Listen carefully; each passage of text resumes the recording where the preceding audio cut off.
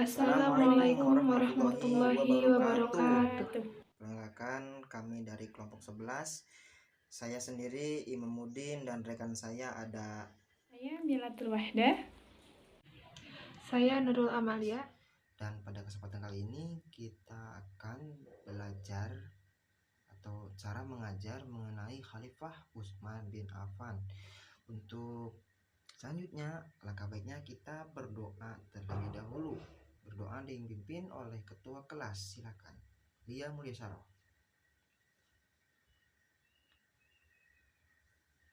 Ya, setelah berdoa, alangkah baiknya kita juga absen terlebih dahulu.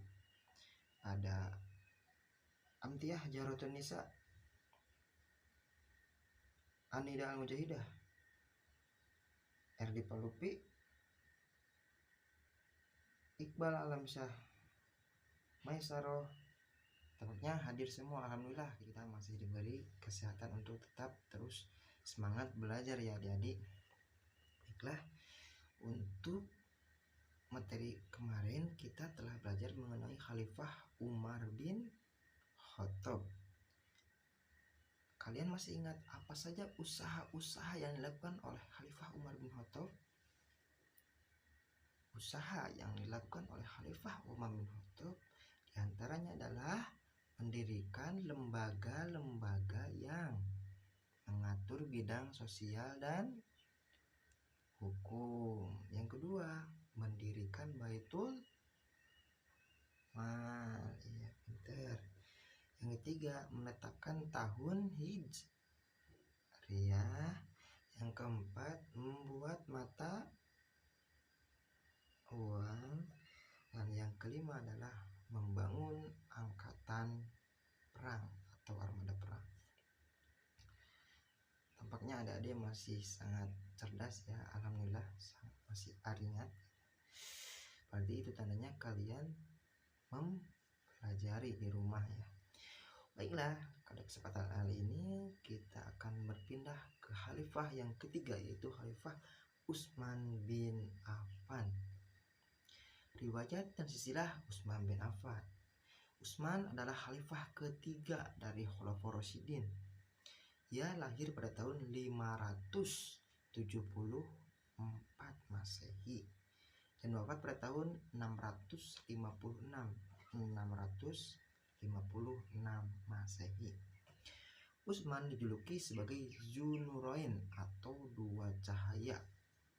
Kenapa disebut Dzunurain? Karena Utsman menikahi dua putri dari Rasulullah. Nah, untuk lebih lengkapnya, silakan adik-adik simak video berikut. Assalamualaikum warahmatullahi wabarakatuh. Selamat datang kembali di channel Teladan Islam Studio. Video kali ini kami akan menyampaikan satu kisah atau biografi singkat dari sahabat Nabi Utsman bin Affan yang menjadi khalifah ketiga setelah Umar bin Khattab.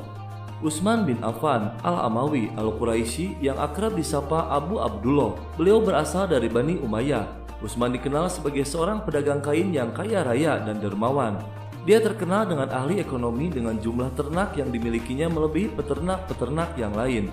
Utsman bin Affan memperoleh posisi tersendiri di kalangan para sahabat karena ia menikahi dua anak perempuan Nabi Muhammad SAW. Istrinya adalah Ruqayyah binti Muhammad SAW.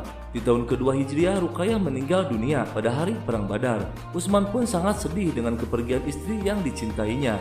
Pada tahun keempat Hijriah, Rasulullah menikahkan Utsman dengan anak perempuannya yang lain, yaitu Ummu Kulsum binti Muhammad. Ummu Kulsum adalah putri ketiga Nabi Muhammad atau adik Ruqayyah. Karena ia menikahi dua anak perempuan Nabi, itulah Utsman memperoleh julukan sebagai pemilik dua cahaya. Nama lengkapnya adalah Utsman bin Affan bin Abu Al-As bin Umayyah bin Abdu Asyam bin Abdu Manaf Al-Quraisy. Jalur keturunan atau nasabnya bertemu dengan Nabi Muhammad SAW, yaitu pada Abdu Manaf. Utsman bin Affan memeluk Islam berkat ajakan dari Abu Bakar As-Siddiq. Ia juga termasuk dalam golongan As-Sabiqun Al-Awwalun atau orang-orang yang memeluk Islam di masa awal-awal kenabian. Nabi Muhammad SAW menjamin bahwa Utsman bin Affan memperoleh jaminan syahid dan surga. Hal ini didasarkan pada riwayat dari Abu Musa Al-Asy'ari. Baiklah, untuk materi selanjutnya saya persilakan kepada Milatul Wahdah. Nah, baik anak-anak, setelah tadi penjelasan mengenai riwayat dan silsilah dari Utsman bin Affan oleh Pak Imam, sekarang Ibu akan menjelaskan mengenai kepribadian serta perjuangan Utsman bin Affan sebagai khalifah. Nah, ada yang tahu tidak? Ada apa saja sih kepribadian dari Utsman bin Affan itu? Nah, kepribadian dari Utsman bin Affan ada 5 yang harus wajib kita lakukan dalam sehari-hari. Yang pertama ialah kerendahan hatinya atau tawadu, kemudian yang kedua kedermawanan, yang ketiga malu dan menjaga kehormatan diri, kemudian yang keempat pemaaf, dan yang kelima ialah ahli ibadah. Nah, yang pertama ialah kepribadian dari Utsman bin Affan ialah kerendahan hatinya atau tawaduknya. Sebab Abdullah Al-Rumi pernah mengatakan bahwasanya Utsman bin Affan sendiri gitu ya, pada dahulu pernah akan mengambil sendiri air wudhunya saat ia akan melakukan sholat malam. Kemudian dikatakan kepadanya, jika kamu memerintahkan pembantumu, maka ia akan mencukupimu. Maka Utsman berkata, tidak, malam hari adalah hak mereka untuk beristirahat. Nah, hal itu menunjukkan bahwasannya sifat rendah hati dari Utsman bin Affan. Meskipun tingkat sosialnya itu tinggi, tetapi gitu ya, ia tetap melayani dirinya sendiri pada malam hari dan tidak membangunkan pelayannya. Nah, jadi kerendahan hatinya itu bukan hanya harus pada di diri Utsman bin Affan saja, tetapi kerendahan hati itu juga harus ada pada diri kita. Bahwasanya rendah hati itu gitu ya, rendah hati itu ialah dicintai oleh Allah Subhanahu wa taala. Kemudian apa kepribadian yang kedua? Yang kedua adalah kedermawanan, di mana gitu ya, Khalifah Utsman bin Affan itu termasuk sosok yang sangat dermawan. Contohnya ialah pada waktu dulu gitu ya, pada saat perang Tabuk, Utsman bin Affan mengeluarkan biaya yang amat besar, yaitu membeli sumur rumah dan menyedekahkan untuk kaum muslimin, membiayai perluasan Masjid Nabawi pada masa Rasulullah SAW masih hidup gitu ya, menyedekahkan barang-barang dagangan yang dibawa kafilah kepada kaum muslimin, padahal para pedagang sudah siap membelinya, memerdekakan 1 budak setiap Jumat sehingga jumlah budak yang dimerdekakannya sebesar 2.400 budak. Jadi betapa dermawannya Utsman bin Affan semasa hidupnya gitu ya. Dan itu juga gitu yang harus ada pada diri kita. Kita harus menanamkan rasa dermawan itu kepada orang lain, seperti menolong, membantu orang yang susah dari kita. Kemudian apa yang ketiga? Nah, yang ketiga ialah malu dan menjaga kehormatan diri. Bahwasanya kita juga harus malu gitu ya, harus malu. Jangan sampai kita melakukan hal-hal yang tidak baik, tetapi kita sendiri tidak malu. Kan itu tidak baik gitu ya. Jadi kita juga harus punya rasa malu dan kita juga harus bisa menjaga kehormatan diri kita sendiri gitu ya. Karena kita sendiri mempunyai kehormatan yang harus kita jaga.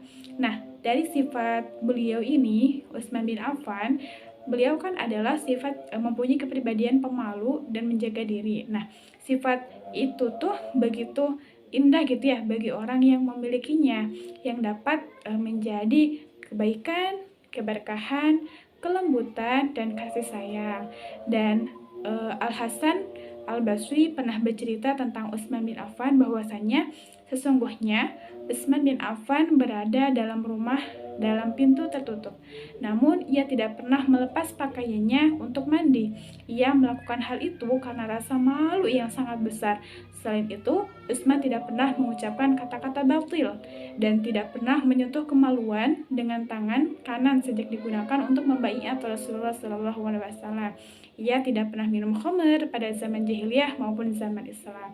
Jadi kita harus bisa menjaga rasa malu dan menjaga kehormatan diri kita sendiri. Kemudian apa yang keempat? Nah, yang keempat ialah pemaaf.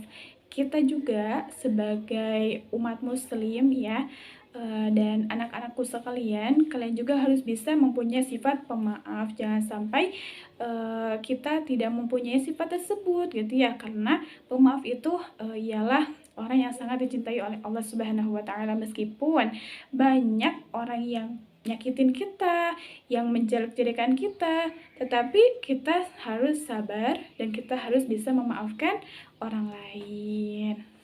Nah, dari kepribadian Khalifah Utsman bin Affan ini ialah pemaaf. Nah, Imran bin Abdullah bin Thalhah pernah meriwayatkan bahwasanya Utsman bin Affan keluar untuk melaksanakan sholat subuh. Kemudian Utsman masuk melalui pintu yang sama. Tiba-tiba gitu ya, pintunya tertutup. Utsman bin Affan berkata, "Periksalah." Ternyata di situ ada seorang laki-laki yang membawa pedang. Nah, Utsman berkata kepadanya, "Apa ini?" Laki-laki tersebut berkata, "Aku ingin membunuhmu."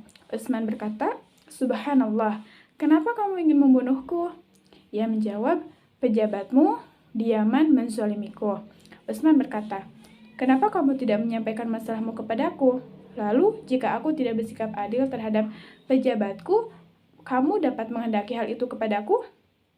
Utsman berkata kepada orang yang di sekelilingnya, "Apa pendapat kalian?" Mereka mengatakan, "Wahai Amirul Mukminin, ia adalah musuh yang Allah menguasakannya kepadamu." Utsman berkata, "Ia adalah hamba yang hendak melakukan dosa, lalu Allah menyelamatkannya denganku. Datanglah seseorang yang menanggungmu bahwa kamu tidak masuk kota Madinah selama aku memegang urusan kaum muslimin." Laki-laki tersebut mendatangkan seseorang dari kaumnya yang menanggungnya. Akhirnya Khalifah Utsman bin Affan membebaskannya. Masya Allah, padahal gitu ya, Utsman bin Affan itu akan dibunuh oleh seseorang yang yang di Yaman gitu ya, menzoliminya gitu. Tetapi atas kuasa Allah, Utsman pun membebaskannya dan memaafkannya. Jadi kita pun harus bisa memaafkan orang lain. Kemudian yang kelima ialah ahli ibadah. Nah, seorang Khalifah Utsman bin Affan termasuk orang yang sungguh-sungguh dalam beribadah. Terdapat dalam Quran surat Az-Zumar ayat 9 yang artinya, "Apakah kamu orang musyrik yang lebih beruntung, ataukah orang yang beribadah pada waktu malam dengan sujud dan berdiri karena takut kepada azab akhirat dan mengharap rahmat Tuhannya? Katakanlah, apakah sama orang-orang yang mengetahui dengan orang-orang yang tidak mengetahui? Sebenarnya hanya orang yang berakal sehat yang dapat menerima pelajaran." Quran surat Az-Zumar ayat 9. Nah, bahwasanya dari ayat tersebut Ibnu Abbas pernah mengatakan yang dimaksud dalam ayat tersebut itu ialah Utsman bin Affan mempunyai kebiasaan membaca Al-Quran, kemudian dari awalnya pada malam Jumat dan mengkhatamkan pada malam Kamis. Tidak hanya itu, Utsman juga melakukan puasa terus-menerus dan melakukan sholat malam kecuali waktu awal malam yang ia gunakan untuk tidur. Masya Allah. Jadi kita sebagai umat muslim sekali lagi gitu ya, kita harus bisa mempunyai kepribadian seperti Utsman bin Affan. Nah, itu adalah 5 kepribadian dari Utsman bin Affan. Nah, selanjutnya ialah mengenai perjuangan Utsman bin Affan sebagai khalifah. Nah, perjuangan Utsman bin Affan sebagai khalifah ini itu gitu ya. Dahulu sebelum beliau Utsman bin Affan menjabat sebagai khalifah dan sebelum Umar bin Khattab wafat, Umar bin Khattab itu membentuk dahulu majelis syuro yang dimana anggotanya ada 6 orang, yang dimana gitu ya, semua ke-6 orang tersebut itu adalah sahabat Rasulullah SAW yang kesemuanya itu juga pantas menjadi pemimpin umat Islam. Nah, ke-6 sahabat orang tersebut gitu ya, ada Utsman bin Affan, kemudian Ali bin Abi Thalib, kemudian Abdurrahman bin Auf, Sa'id bin Abi Waqqas, Az-Zubair bin Al-Awwam, dan Thalhah bin Ubaidillah. Nah, musyawarah majelis syura tersebut dilaksanakan selama 3 hari, di mana dimulai dari hari Ahad sampai hari Rabu. Nah, bertepatan pada bulan Zulhijjah tahun 23 Hijriah atau sama dengan 6 November 644 Masehi, diangkatlah Utsman bin Affan resmi menjadi khalifah pengganti Umar bin Al-Khattab. Nah, Kemudian ketika dibaiat menjadi khalifah, Utsman bin Affan berdiri untuk menyampaikan pidato pertamanya bahwasanya dalam pemerintahannya akan terikat dengan Al-Quran, As-Sunnah, dan ketetapan Abu Bakar dan Umar bin Khattab. Nah, kemudian langkah pertama sebagai ia menjadi khalifah, Utsman menulis surat yang ditujukan kepada seluruh gubernurnya bahwasanya mereka menjabat itu bukanlah untuk mengumpulkan harta benda, tetapi mereka diberi tugas untuk menjaga kemaslahatan masyarakat ataupun rakyatnya. Nah, kemudian gitu ya, dalam masa pemerintahan Utsman bin Affan ini ada beberapa bidang yang beliau lakukan. Yang pertama ialah dalam bidang ekonomi. Nah, dalam bidang ekonomi ini mempunyai 7 prinsip, yang dimana yang pertama ialah menetapkan politik ekonomi Islam secara umum, kemudian yang kedua tidak berbuat zalim terhadap rakyat dan menetapkan pajak, yang ketiga menetapkan kewajiban harta atas kaum muslimin untuk diserahkan kepada Baitul Mal, kemudian yang keempat ialah memberikan hak-hak kaum muslimin dari Baitul Mal, yang kelima menetapkan kewajiban harta kepada kaum kafir zimmi untuk disampaikan kepada Baitul Mal dalam memberikan hak-hak dan tidak menzalimi mereka. Yang keenam, para pegawai pajak wajib menjaga amanat dan memenuhi janji. Kemudian yang ketujuh ialah mengawasi penyimpangan-penyimpangan dalam harta benda yang dapat menghilangkan kesempurnaan nikmat umat secara umum. Nah, itu adalah dalam bidang ekonomi dan mempunyai 7 prinsip tersebut. Kemudian selain bidang ekonomi juga gitu ya, ada dalam bidang hukum. Nah, Utsman bin Affan ini dalam bidang hukum ini membuat tempat khusus kehakiman.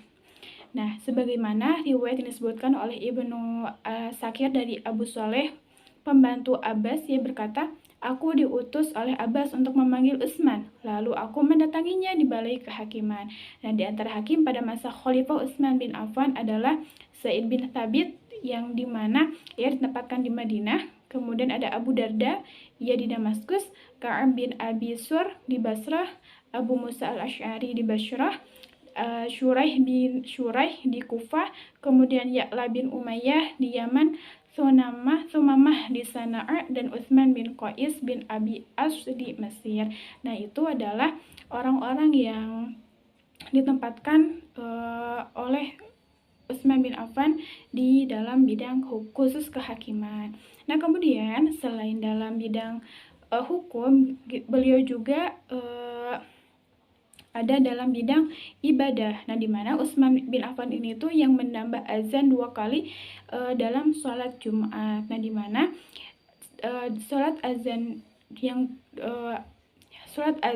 menambah sholat azan kedua itu ialah untuk mengingatkan bahwasanya mengingatkan masyarakat tentang waktu sholat Jumat yang sudah dekat. Kemudian peninggalan jasa Khalifah Utsman bin Affan yang dapat kita rasakan sampai saat ini ialah penulisan Al-Quran.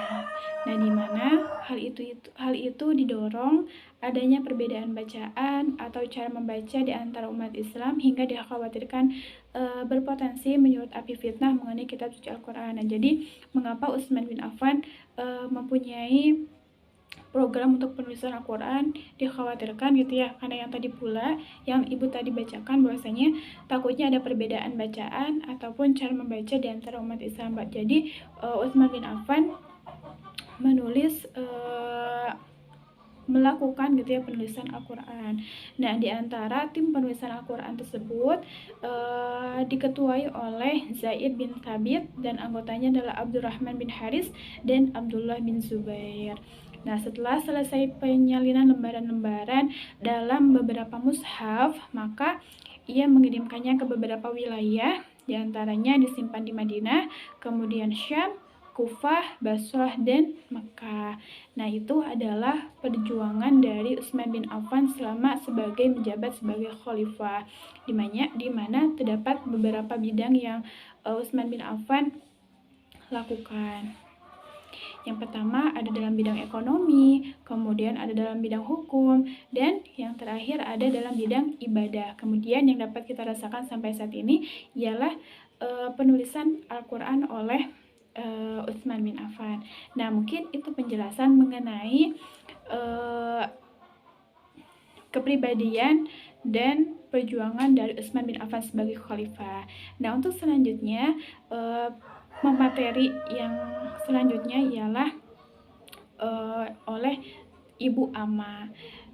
Jangan lupa simak penjelasan dari Ibu Ama. Halo, bertemu dengan Ibu Nurul Amalia. Sekarang kita akan belajar mengenai nilai keteladanan Utsman bin Affan. Sebelum kita belajar mengenai nilai keteladanan Utsman bin Affan, alangkah baiknya kalian simak video berikut ini.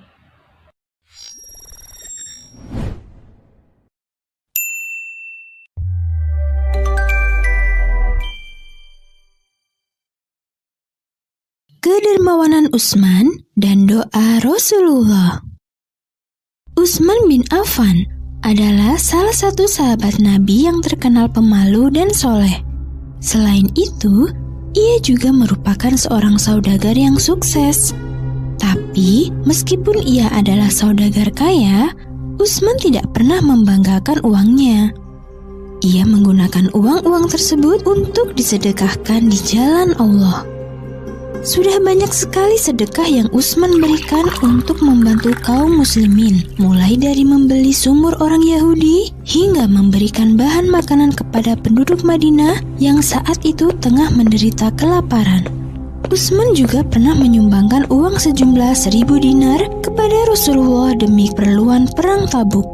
Peristiwa itu dimulai ketika kaum muslimin mendengar kabar bahwa pasukan Bizantium akan melakukan ekspansi ke Jazirah Arab.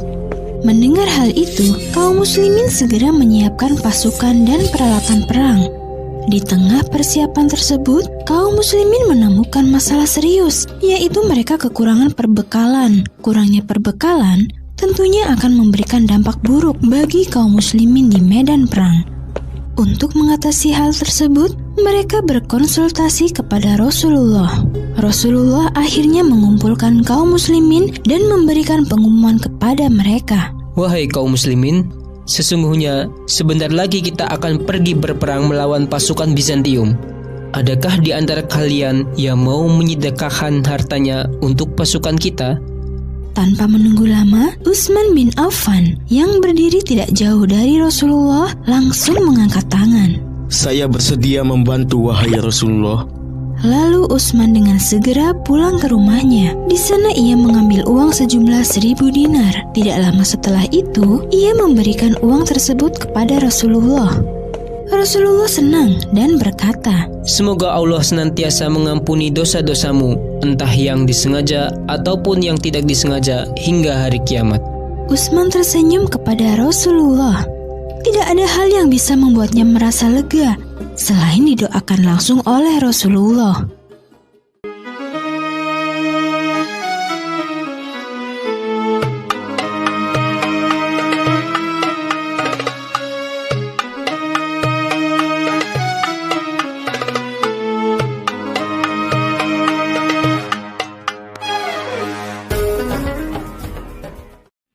Nah, lihat dari video tadi, bisa kita lihat bahwa Utsman bin Affan merupakan orang yang sangat dermawan. Contohnya seperti tadi, membeli sumur orang Yahudi untuk membantu penduduk yang sedang kekurangan air.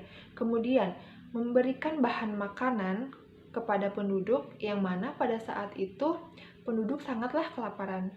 Kemudian, kedermawanan Utsman bin Affan yang ketiga yaitu menyumbangkan uang 1.000 dinar kepada Rasulullah SAW untuk membantu perang Tabuk. Nah, nilai keteladanan yang dapat kita ambil dari Utsman bin Affan yang pertama tadi adalah dermawan. Kekayaan atau kelebihan harta yang kita miliki sesungguhnya adalah titipan dari Allah Subhanahu wa Ta'ala, yang mana itu nantinya akan kita pertanggungjawabkan kepada Allah Subhanahu wa Ta'ala di akhirat kelak. Jadi, alangkah baiknya kita pergunakanlah harta yang kita miliki untuk berada di jalan Allah Subhanahu wa Ta'ala, berada dalam perintahnya, seperti kita bersedekah, kemudian membantu orang yang kesusahan, membantu teman, bahkan teman kalian yang sedang kesusahan. Nah, selain dermawan, nilai keteladanan yang harus kita ambil dari Utsman bin Affan yang kedua adalah kerendahan hati atau tawadu. Sebagai peserta didik, seharusnya kita mempunyai sikap yang rendah hati, meskipun kita pintar, kaya, cantik, tampan. Seharusnya kita tidak boleh merendahkan orang lain. Jangan sampai kalian diberikan Allah kelebihan, yaitu kepandaian, kecantikan, kepintaran, dan lain sebagainya. Kemudian kalian merendahkan orang lain atau sombong. Na'udzubillahi min zalik. Nah, manusia di mata Allah itu sangatlah kecil dari ciptaannya. Karenanya, kita harus mempunyai sikap yang rendah hati. Kemudian, nilai keteladanan yang ketiga dari Utsman bin Affan adalah malu dan menjaga kehormatan diri. Nah, sikap ini sudah mulai luntur nih dari kalangan pelajar zaman sekarang. Seperti di media massa, baik di media cetak maupun di media elektronik, ada orang yang dengan bangga memamerkan auratnya. Na'udzubillahi min zalik. Nah, dalam Islam, seorang muslim dan muslimah haruslah menutup auratnya. Harus malu untuk mengumbarkan auratnya, harus malu ketika kita berbuat sesuatu yang di luar perintah dari Allah Subhanahu wa Ta'ala. Kemudian, nilai keteladanan yang keempat yang dapat kita ambil dari Utsman bin Affan yaitu sifat pemaaf. Setiap manusia tidak bisa lepas dari yang namanya kesalahan, baik disengaja maupun yang tidak disengaja. Apabila semua manusia, termasuk kalian nih peserta didik, melakukan kesalahan, segeralah meminta maaf. Begitu juga orang yang dimintai maaf harus bisa menerima dan memberikan maafnya. Seperti Utsman bin Affan yang memberikan keteladanannya kepada kita bahwa Utsman bin Affan merupakan orang yang sangat pemaaf, dapat memaafkan kesalahan orang lain. Nah, untuk nilai keteladanan yang keempat, yaitu ahli ibadah. Kita sebagai makhluk ciptaan Allah Subhanahu wa Ta'ala, sudah kewajiban kita untuk senantiasa beribadah kepada Allah Subhanahu wa Ta'ala. Nah, baiklah adik-adik, semoga nilai keteladanan Utsman bin Affan dapat kita terapkan dalam kehidupan kita sehari-hari. Nah, sekarang Ibu mempunyai beberapa soal yang harus kalian kerjakan ya. Dan kalian dapat mengumpulkannya di pertemuan selanjutnya. Nah, baiklah, dalam pembelajaran ini dapat kita simpulkan bahwa Utsman bin Affan lahir di Mekah 6 tahun setelah tahun Gajah. Kemudian, kepribadian Utsman bin Affan diantaranya yaitu rendah hati atau tawadu, dermawan, malu dan menjaga kehormatan diri, pemaaf, kemudian ahli ibadah. Selanjutnya, langkah-langkah yang dilakukan Utsman bin Affan dalam menjadi khalifah diantaranya mengirimkan surat kepada gubernur, panglima perang, kemudian melaksanakan prinsip-prinsip ekonomi Islam, membuat tempat khusus kehakiman, menambah azan kedua dalam sholat Jumat, kemudian penulisan mushaf Al-Quran. Nah, semoga nilai keteladanan dari Utsman bin Affan dapat kalian atau dapat kita laksanakan atau kita terapkan dalam kehidupan sehari-hari. Baik, pembelajaran pada hari ini dicukupkan sekian. Mari kita tutup bersama-sama dengan mengucapkan hamdalah. Alhamdulillahirabbil alamin. Subhanakallahumma wa bihamdika asyhadu an la ilaha illa anta astaghfiruka wa atubu ilaih. Rabbana atina fid dunya hasanah wa fil akhirati hasanah wa qina adzabannar. Amin ya Allah ya rabbal alamin. Sampai bertemu di pertemuan selanjutnya. Wassalamualaikum warahmatullahi wabarakatuh.